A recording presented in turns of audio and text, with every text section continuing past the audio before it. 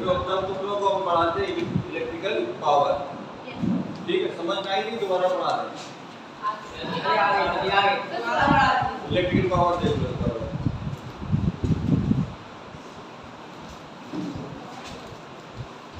Electrical power देखो class 9th में हमने जो पावर पढ़ी थी, वर्क एनर्जी पावर चैप्टर के हम लोगों में, उसमें जो वर्क हो रहा था वो मैकेनिकल वर्क हो रहा था, हम लोग कर रहे थे, इंजन कर रहा था कार का।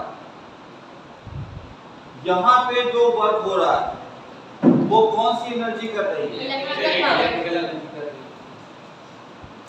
तो वहां पे जो डेफिनेशन होती थी rate of doing work by rate of doing by equivalence power, यहाँ rate of doing work by electrical, यहाँ वर्क कौन कर रहा है? इलेक्ट्रिकल। तो यही इसकी डेफिनेशन है, द रेट ऑफ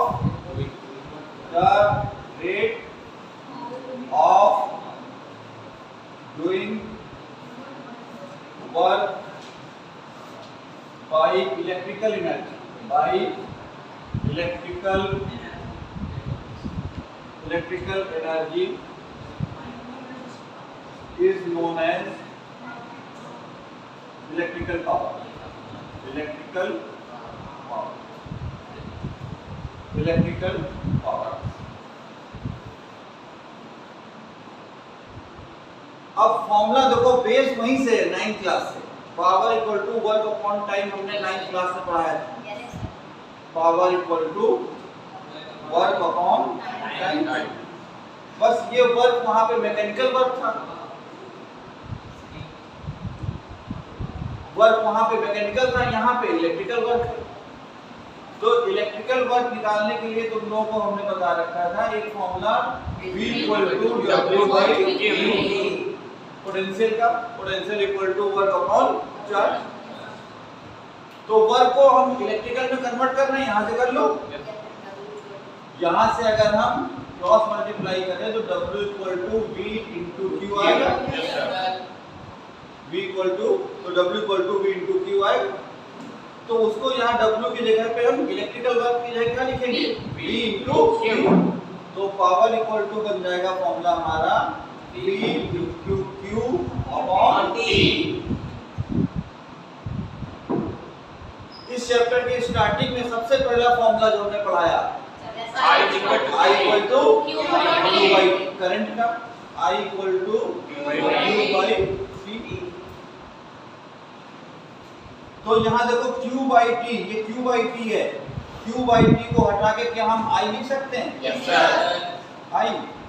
तो पावर का फॉर्मूला हमारा बना V multiplied by I। This is the basic formula of electrical power, V equal to V into I। अब हम लोग पावर, कभी-कभी क्वेश्चन में पावर निकालने को कहेगा पावर निकालो और उसने करंट नहीं थी, तो उसके लिए हमारे पास ओम्स लॉ है, ओम्स लॉ से हम लोग करंट निकाल लेंगे और यहाँ डाल उससे पहले निकालेंगे फिर इसमें डालेंगे, या फिर रुक जाओ देखो इसमें, जैसे मान लो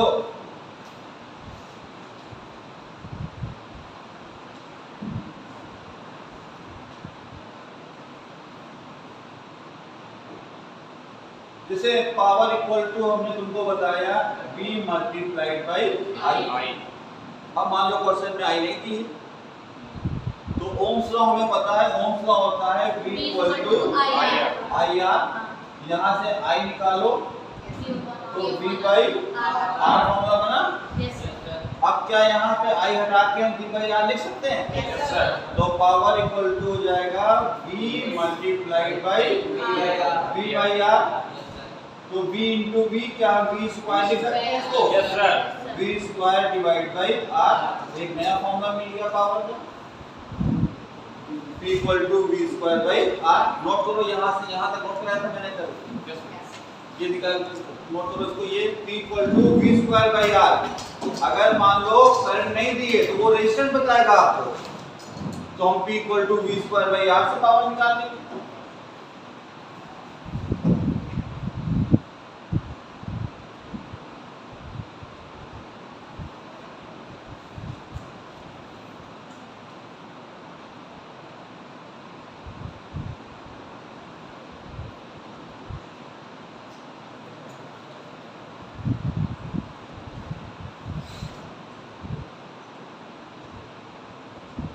अब देखो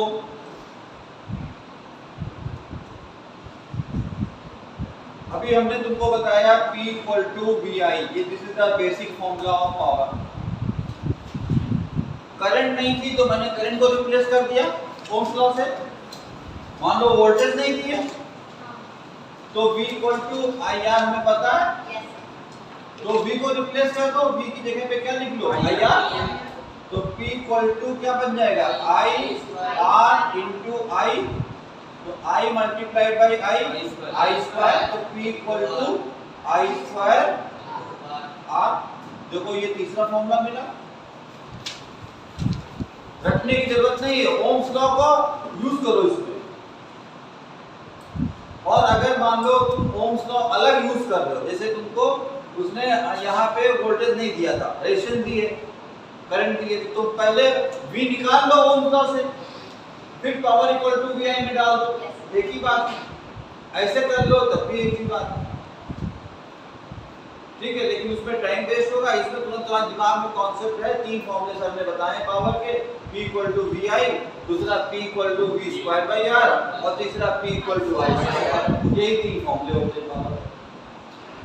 तीनों फॉर्मूले अगर भूल जाना तो Ohm's law, V equal to IR और P इक्वल टू VI इतना जरूर याद रखना। इन्हीं से जब न्यूमेरिकल कराएंगे तो हम दोनों तरीके से बताएंगे। ओम्स का फॉर्मूला लगाएंगे P इक्वल टू IR, तो मतलब न्यूमेरिकल में रेजिस्टेंस तो होगा ही ना। हाँ, और क्या तभी तो लगेगा उस फॉर्मूला। रेजिस्टेंस न्यूमेरिकल में कोई भी एक चीज अननोन होगी, बाकी सब बताएगा वो आपको। अगर V दिया है I दिया है तो डायरेक्ट V इनटू I से निकालो, तो क्या जरूरत ओम्स लॉ लगाने की। V दिया है, R दिया, I नहीं दिया, तो I नहीं दिया है तो ये लगाओ V square by R। I दिया है, R दिया, V नहीं दिया, ये लगाओ I स्क्वायर बाई, या ओम्स लॉ से निकाल लो, एक ही बात। ठीक है, नोट कर लिए इतने फॉर्मूले। Yes sir. अब देखो इसकी यूनिट्स पे आओ।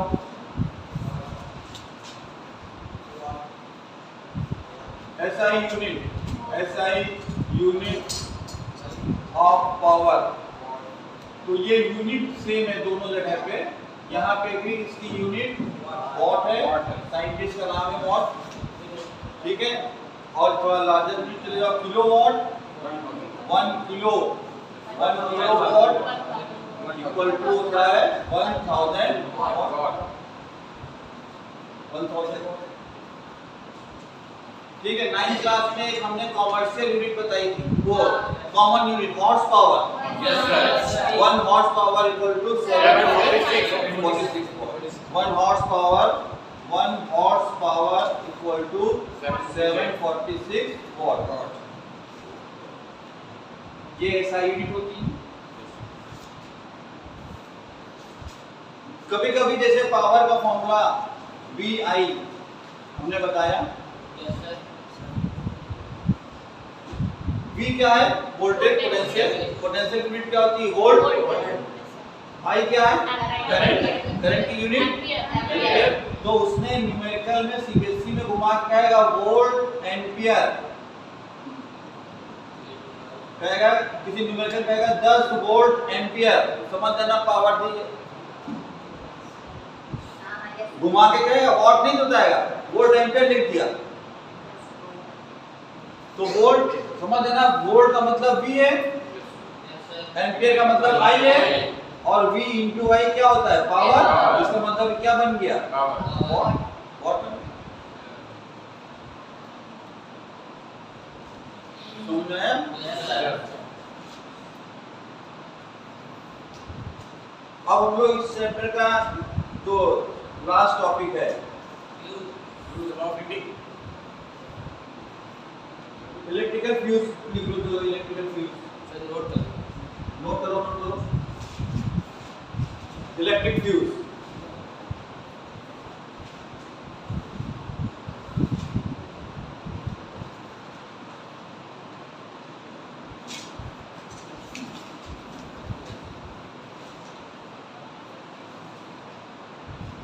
अब देखो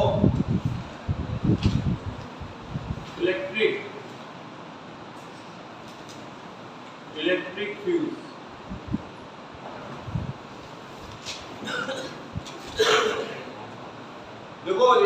फ्यूज एक सेफ्टी डिवाइस है, ये एक बहुत इसेंशियल कंपोनेंट है, हर घर में फ्यूज लगा होता है। अब इसको थोड़ा रिप्लेस कर दिया गया, हाईफाई कर दिया गया, एलसीडी जो है वो भी इलेक्ट्रिकल फ्यूज पे बेस्ड, प्रिंसिपल उसका वही है, लेकिन हम लोग वहाँ ये वाला फ्यूज दूसरा वाला पढ़ रहे हैं, एलसीडी नहीं पढ़ रहे हैं। जैसे हमारे घर में जो वायरिंग आती है पोल से, जैसे एक वायर आया हमारे पास, तो उसमें 3 वायर होते हैं। एक होता है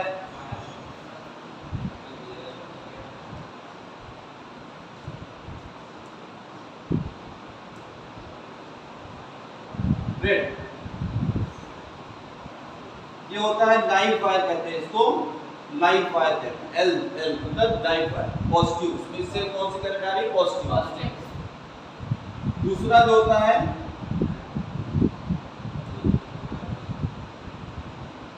ये न्यूट्रल, और एक तीसरा तार आता है अर्थ वायर, इसको बोलते हैं अर्थ वायर, ये हमारे अर्थ से कनेक्टेड होता है। तो सबसे पहले ये जो वायर्स आते हैं, 3 वायर ये पोल से जो आए हमारे पास,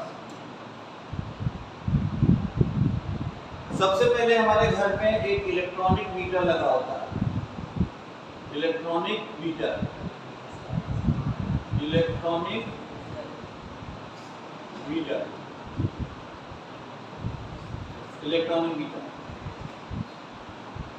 इसमें ये लाइव वायर अंदर जाया,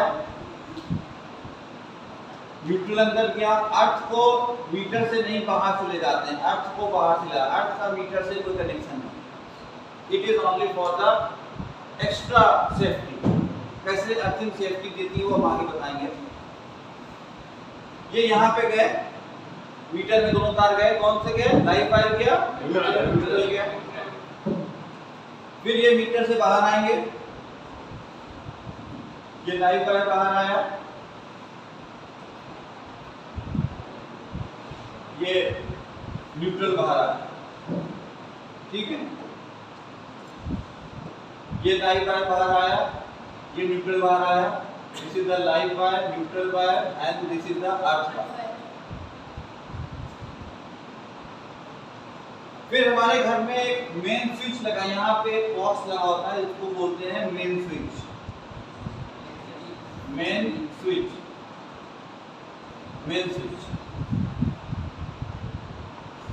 इस मेन स्विच में ये जो लाइव वायर गया यहाँ से, ये न्यूट्रल गया यहाँ से, अब ये हमारे घर में डायरेक्ट नहीं जाएगा, इसके बीच में हम लोग एक डिवाइस लगाते हैं, एक डिवाइस लगाई मैंने,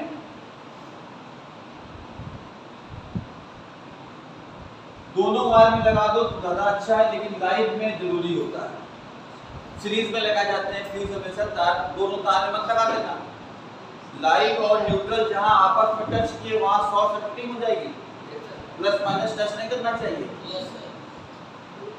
अब इसके बाद इस वायर को हम ले गए अपने घर में, इस वायर को हम कहाँ ले गए, अपने घर में ले गए, और इधर से तुम्हारा ये अर्थिंग आई रही है, ये अर्थिंग डायरेक्ट चली गई, इसमें फ्यूज लगाने की जरूरत ही नहीं। फिर यहाँ से डिस्ट्रीब्यूशन बॉक्स होता है, डिस्ट्रीब्यूशन बॉक्स बनाया जाता है, बॉक्स यहाँ से सप्लाई जाती है कुछ कमरों में, रूम 1 में चली गई, रूम 2 में चली गई, रूम 3 में चली गई। डिस्ट्रीब्यूशन बॉक्स है, ये हमारे घर में डिवाइड होता है। ये सिस्टम होता है इलेक्ट्रिसिटी पोल से हमारे कमरे तक आने में, इतनी जगह से गुजरना पड़ता है, ठीक। मान लो कि ये हमारे बाबूजी ने, ये रूम 3 में रह रहे हैं, इन्होंने जो है प्लस माइनस आपस में जोड़ दिया, क्या हुआ, शॉर्ट सर्किटिंग हुई, या आपकी कोई डिवाइस खराब हो गई, चूहे ने तार काट लिए, प्लस माइनस आपस में टच किया, शॉर्ट सर्किटिंग हुई, स्पार्किंग होगी, वायर का टेम्परेचर हाई हो जाता है। और ये जो फ्यूज लगा है हमारा, ये फ्यूज तुरंत मेल्ट करेगा, तुरंत ये जो फ्यूज जो है वो मेल्ट करेगा। ये फ्यूज जो है मेल्ट कर जाएगा, मेल्ट कर गया। अब जब मेल्ट कर गया तो क्या पॉजिटिव डिस्ट्रीब्यूशन बॉक्स में जा रहा है? नहीं जा रहा। यही तो फ्यूज का काम होता है, जैसे अंदर शॉर्ट सर्किटिंग हो ये तुरंत क्या कर जाएगा, मेल्ट कर जाएगा, सर्किट ब्रेक कर जाएगा, और फर्दर नुकसान जो होने थे, रूम 1 की लाइट, रूम 2 की लाइट खराब होने की, वो होने से बच जाएगी। यही फ्यूज का काम होता है। सेफ्टी का काम हमारे घर में, और फर्दर लॉस ना होने पाए। अब इन्होंने मान लो फ्यूज की जगह मोटा तार बांध दिया, वो इतना मोटा लो फ्यूज बंधा हुआ है, अंदर आग लग गई, फ्यूज उड़ा ही नहीं, कहाँ उड़ेगा? पतला बांधा जाता। और सुनो, एक ऐसे उसका बनाया जाता है, ये एक एलॉय होता है, एलॉय टिन एंड लेड के एलॉय का बनाया जाता है, जिसको कहते हैं सोल्डर मार्केट में मिलता है। ये सोल्डर वायर होता है, ठीक है। उसका मेल्टिंग पॉइंट लो होता है, मतलब कि नहीं कि कोई आग लग गई उधर फ्यूज नहीं उड़ा, इसका मेल्टिंग पॉइंट लो होता है। जैसे ही वायर का टेम्परेचर हाई हुआ तुरंत मेल्ट कर जाएगा, सर्किट को ब्रेक कर देगा, फर्दर लॉसेस को बचाएगा। तो इसमें दो बातें पूछी जाती हैं कि पहले तो पूछा जाएगा what is fuse, electric fuse. तो electric fuse is a device, which has low melting point and made up of alloy of tin and lead known as solder. When the short circuiting occurs, the temperature of wire increases and the fuse wire gets melted and the circuit is broken, which prevent the further losses in the house. ये electric fuse. फिर सुनो, electric fuse जो होता है एक safety device है। Live and neutral wire दोनों में इसको लगाया जाता है, सीरीज में लगता है। लेड और टिन के एलॉय का बना होता है, जिसको सोल्डर कहते हैं। इसकी प्रॉपर्टी क्या होती है, इसका मेल्टिंग पॉइंट लो होता है।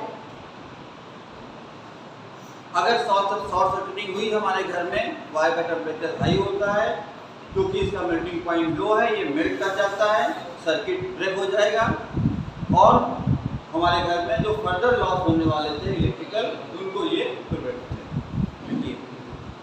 It is a safety device, it is a safety device, it is a safety device made up of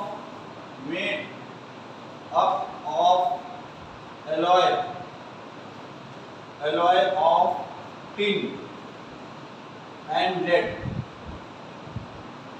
made up of alloy of tin and lead, called solder,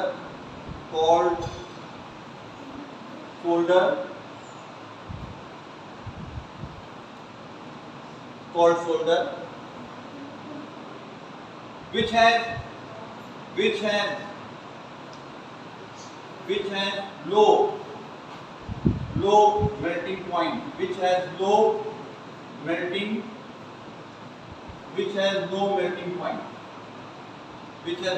melting point. It is connected in series in live and neutral wire. It is connected in series. It is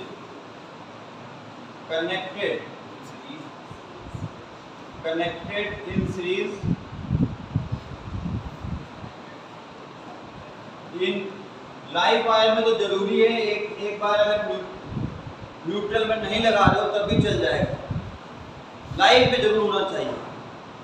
लेकिन अब हम लोग घरों में दोनों में लगाते हैं, लाइव भी लगाते हैं क्योंकि रिस्क नहीं लेना है, रिस्क नहीं लेना है। Kinetic increase in live and neutral wire, neutral live and neutral wire. फिर इनको नेक्स्ट पैराग्राफ से when the short circuiting occur, when the short circuiting occur,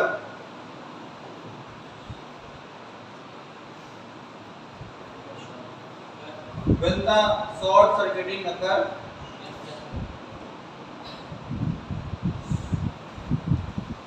short circuiting occurs, then the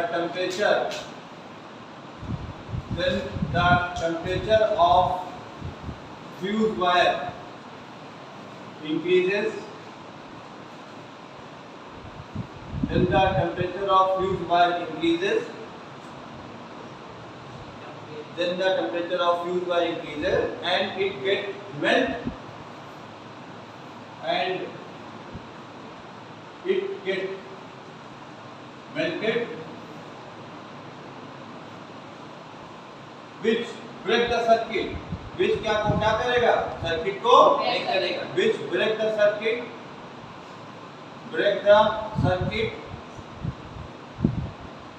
hence prevent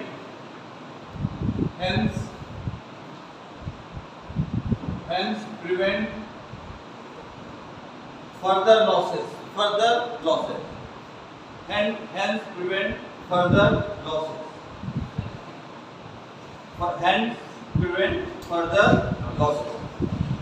ठीक है। तो fuse wire किसका बना होता है, बाबू जी बताइए जरा, फ्यूज वायर किस मटेरियल का बना होता है, कौन एलॉय में क्या क्या होता है, फ्यूज वायर का मेल्टिंग पॉइंट हाई होता है कि लो होता है, शॉर्ट सर्किट होगी तो क्या होगा, ये सर्किट ब्रेक हो जाएगा, फर्दर लॉस ठीक है। This is all about electrical. Figure समझाने के लिए बताया, बना लो,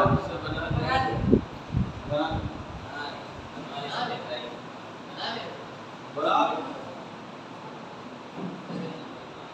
ये इलेक्ट्रॉनिक मीटर है,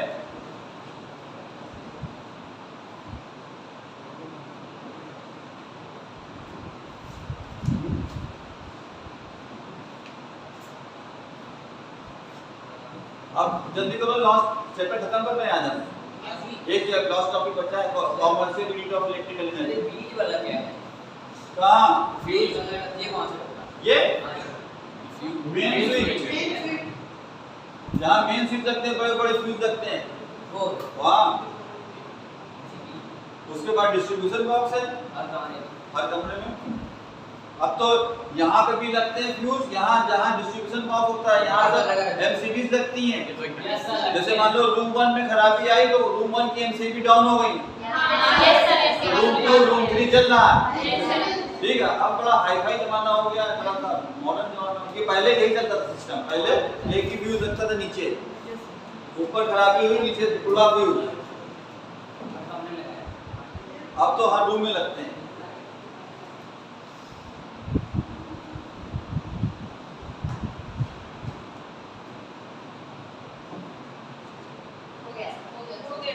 अब नेक्स्ट डालो हेडिंग बेटा, लास्ट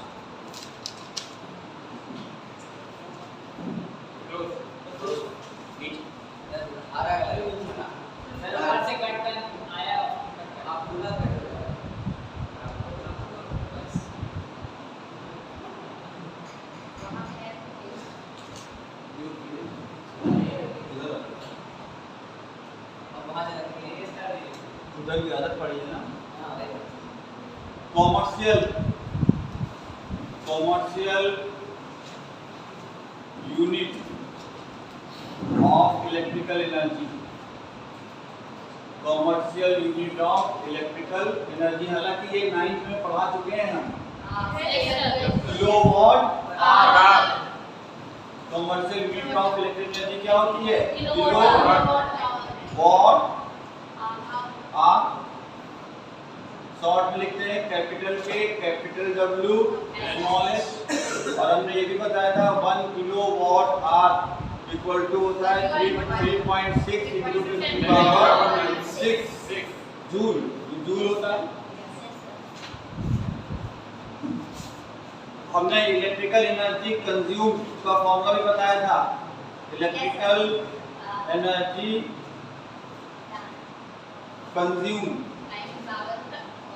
कंज्यूम इक्वल टू होता है पावर, किसमें लेना पड़ता है किलोवाट में, तो अच्छी बात है। अगर वॉट में है तो 1000 से डिवाइड करेंगे। पावर इन वॉट अगर है और टाइम हमेशा किसमें लेंगे आवर्स में, टाइम इन आवर्स अपॉन 1000। ये इसको किलोवाट आवर में, हमारे जो घर में मीटर लगा होता है वो इसमें लिखा होता है, जाके देखना घर पे kWh लिखा होता है, हर मीटर पे लिखा हुआ kWh।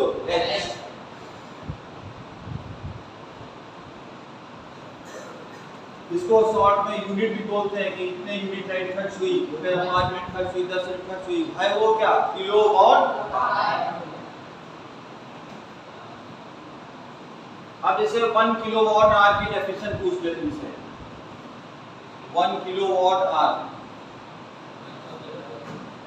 इसका मतलब ये होता है कि आप कोई भी 1 किलोवाट आवर, 1 किलोवाट पावर का कोई भी अप्लायंस, मान लो हीटर है तुम्हारे पास 1 किलोवाट का, उसको 1 घंटा यूज करो तो तुम्हारा मीटर 1 यूनिट लाइट बताएगा कि 1 यूनिट आपने लाइट खर्च करी। It is the electrical energy, लिखो it is the electrical energy 1 kilowatt hour की डेफिनेशन लिखो। It is the electrical energy, it is the electrical energy consumed by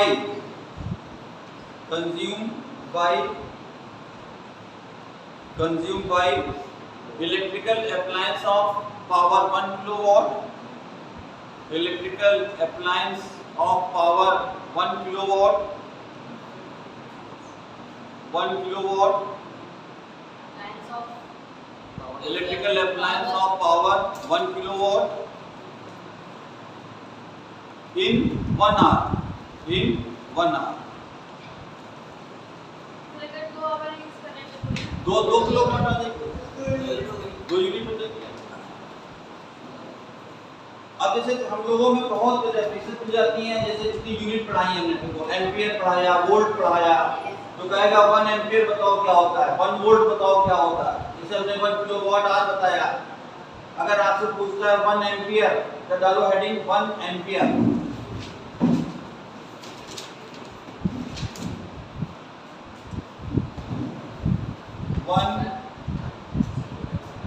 1 ampere.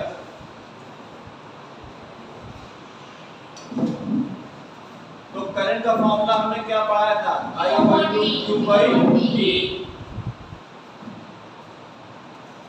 I की value 1 कब आएगी, अगर Q कितना हो 1 कूलम और टाइम कितना हो 1 सेकेंड, तो 1/1, इसका मतलब I कितनी आ जाएगी 1 एम्पियर। तो इसको लैंग्वेज में कैसे लिखेंगे, when 1 coulomb of charge is transferred through cross section area in 1 second, then the current will be 1 ampere। When 1 coulomb charge flowing through unit cross section area